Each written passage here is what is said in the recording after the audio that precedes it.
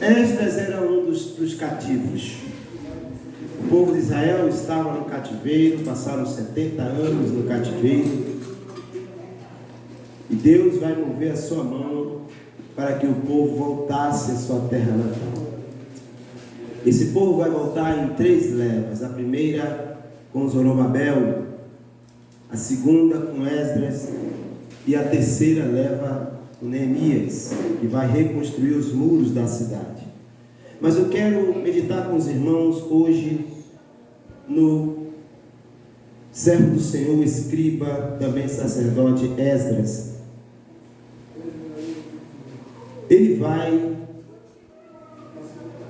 orar ao Senhor, ele vai jejuar. Antes de tudo, ele vai entrar na presença do Senhor, porque ele colocou no seu coração de ser um braço de Deus para a reconstrução do povo. No versículo 10 do capítulo 7, a palavra do Senhor vai dizer assim: porque Esdras tinha preparado no seu coração, o seu coração para quê? Para buscar a lei do Senhor, e para cumpri-la, e para ensinar em Israel os seus estatutos e os seus juízos. Preste bem atenção, irmão, daqui a pouco vocês vão entender o que Deus está nos ensinando nesta noite. Esdras preparou o seu coração. Esdras vai orar, vai jejuar, vai falar com o rei desta feita já era Artaxerxes, que vai disponibilizar, irmãos, material, dinheiro, finanças para que ele pudesse fazer a obra do Senhor na sua cidade. E ainda mais vai dizer que ele podia levar o povo que quisesse ir com ele, podia ir. E em tudo nós vemos Esdras louvando ao Senhor, dizendo que a boa mão do Senhor foi com ele. Aleluia. Quando chega nesse texto que nós acabamos de ler, em Esdras número 8, ele vai colocar o povo para jejuar. Ele vai se reunir o povo junto ao rio Ahava, no rio lá da Babilônia, e vai colocar o povo para jejuar e orar ao Senhor. E eu quero trazer esse texto para a nossa vida, para nós nos tempos que vivemos hoje. O povo estava sofrendo, passaram muito tempo cativo. Já tinha ido a primeira leva com Zorobabel, 40 e poucos mil judeus voltaram para Jerusalém. Agora Esdras, ele vai levar uma boa quantidade também, e ele preparou o seu coração logo lá antes, porque ele tinha o desejo de ensinar a palavra do Senhor lá na sua terra natal. Aleluia. E diante de tudo isso, ele agora reúne o povo antes de partirem. Eles passam 3 dias nesse lugar e ele vai colocar o povo para orar, para jejuar, e ele vai dizer que nós nos humilhamos diante da face do nosso Deus. Queridos, nos tempos de hoje, muitas pessoas, muitos servos de Deus já não chega na presença do Senhor com toda a reverência, com todo o temor, com todo o tremor, e confiando que Ele é poderoso para fazer tudo e infinitamente mais do que nós pedimos ou pensamos. Deus já tinha movido o braço em favor, liberando, fazendo com que o rei desse todos os recursos para que eles voltassem à sua terra. Mas o caminho era longo, e ele vai dizer: olha, nós não pedimos exército para o rei, para nos proteger nessa viagem, porque nós falamos para o rei, que a mão do nosso Deus, olha só, ele está sempre falando que a mão do Deus Todo-Poderoso estava com eles. Glória a Deus. Não é diferente, irmãos, nós somos os mesmos servos de Deus. A mão do Deus Todo-Poderoso, Ele é conosco. Amém.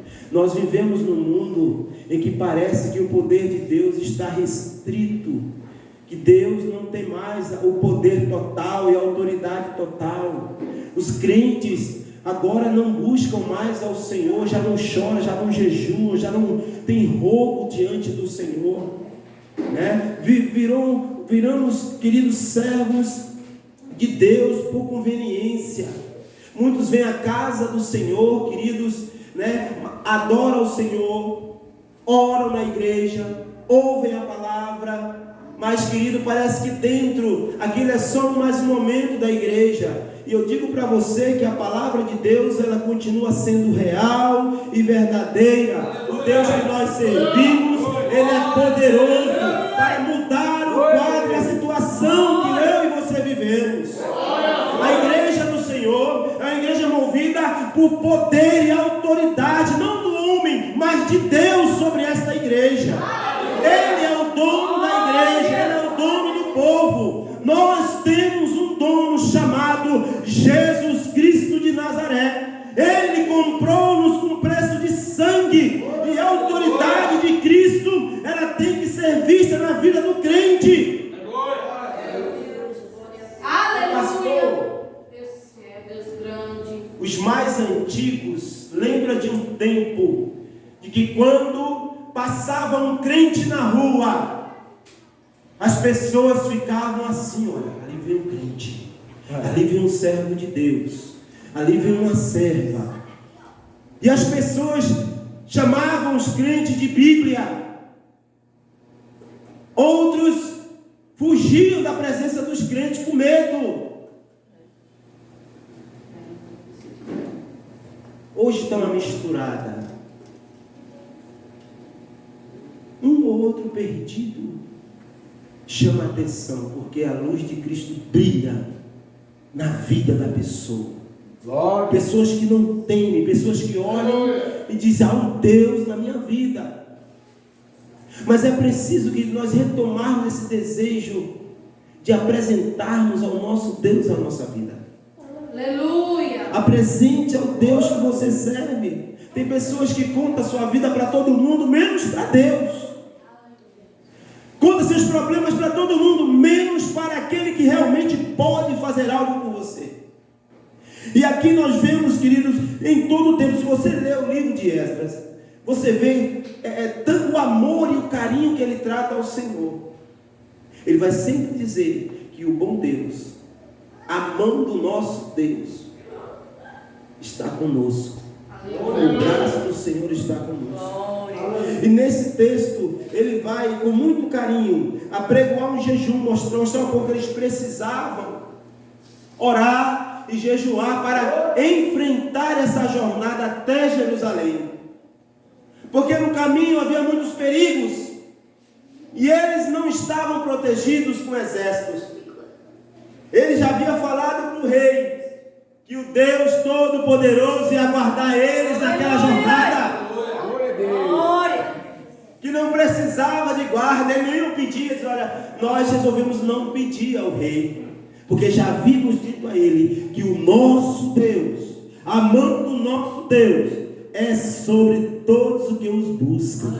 Você busca o Senhor, você adora o Senhor, você serve ao Senhor, você busca Ele. Então a mão do bom Deus é sobre a sua, a minha, a nossa vida, sobre a vida da igreja. Glória a Deus.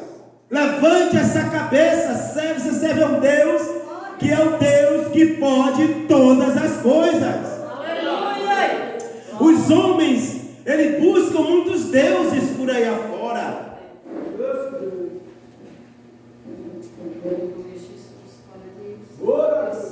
Idolatram homens como se fossem deuses. Me faz lembrar aqui, quando Elias está ali no Monte Carmelo, se reúne ali aqueles 850 profetas que adoravam a Baal e a Azera, e Elias estava sozinho. Não se preocupe que se a maioria estão adorando outros deuses, Não se preocupe se a maioria, né, vive uma vida dissoluta. Querido, você serve a um Deus que faz milagres. É proposto uma prova que o Deus que respondesse com fogo, este era o verdadeiro Deus. Olha o Deus que nós servimos, irmão. Estava sem chover, 3 anos de seca, pela palavra do próprio profeta Elias. E agora lança-se um desafio: Deus que respondesse com fogo. E aqueles homens se reúnem, preparam o sacrifício deles lá e começam a clamar a Baal: Baal, Baal, Azera, nossa deusa, responde-nos com fogo. Tu és Deus, Baal, tu és Deus, Azera. E disse que foi aquela gritaria. E depois eles começaram a se desesperar, porque não caía nada, não acontecia nada, estava tudo parado. Eles começam a se retalhar, a se cortar. E Elias diz do outro lado: clame mais alto, talvez ele esteja dormindo. Ou viajando, Passeando.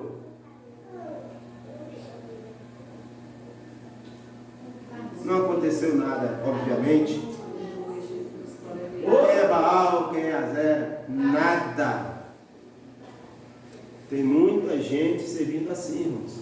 Deuses que não pode fazer nada por elas. é verdade. Nós servimos a um Deus que a pronúncia dele não se encontra em lugar nenhum.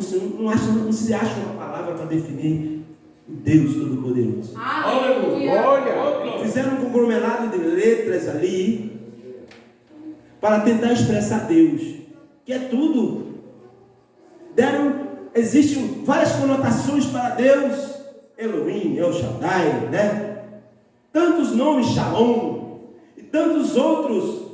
Vai dizer que Deus é paz, Deus é poderoso, Deus é maravilhoso, mas não existe uma palavra para definir esse Deus que eu e você servimos. A palavra do Senhor vai dizer que Elias vai preparar o altar, arrumar o altar, para que Deus responda. O altar tem que estar arrumado, não pode estar rachado, não pode estar quebrado, não pode estar com defeito. Então a vida tem que estar prontinha para que Deus possa responder verdadeiramente. E isso é através, irmão, de oração, é através de busca, de jejum, de súplica ao Senhor. E Ele vai arrumar o altar, vai colocar a lenha sobre o altar, vai colocar o holocausto sobre o altar, vai mandar cavar uma vala em volta do altar, vai mandar jogar água em cima do altar, contrariando todas as leis do fogo. E por fim, Elias vai orar, falar com Deus. Preste atenção, as coisas que acontecem para que Deus possa responder. E um desafio nunca antes visto: cair fogo do céu para consumir o holocausto. E ele vai orar ao Senhor. Aleluia. Ó Senhor Deus. Glória a Deus. Eles é primeiro reconhecer a nossa condição de homens falhos, pecadores. Ele vai dizer: Senhor, segundo a tua palavra eu fiz isto. Aleluia. Responde, Senhor Deus, para que eles saibam que tu és Deus verdadeiro. E disse: quando Elias acaba de orar, vai acontecer, vai cair o fogo do céu, vai consumir todo o holocausto, a lenha, e vai lamber aquela água que estava ali naquele rego, naquela vala em volta do altar. E o povo, quando vê isso, começa a dizer: só o Senhor é Deus. Só o Senhor é Deus. A palavra do Senhor vai dizer, querido, que imediatamente aqueles profetas de Baal e de Azera foram destruídos, irmãos. Esdras vai fazer esse povo, já estava esquecido de tantas coisas, a jejuar, trazer a oração e mostrar que Deus era na vida deles.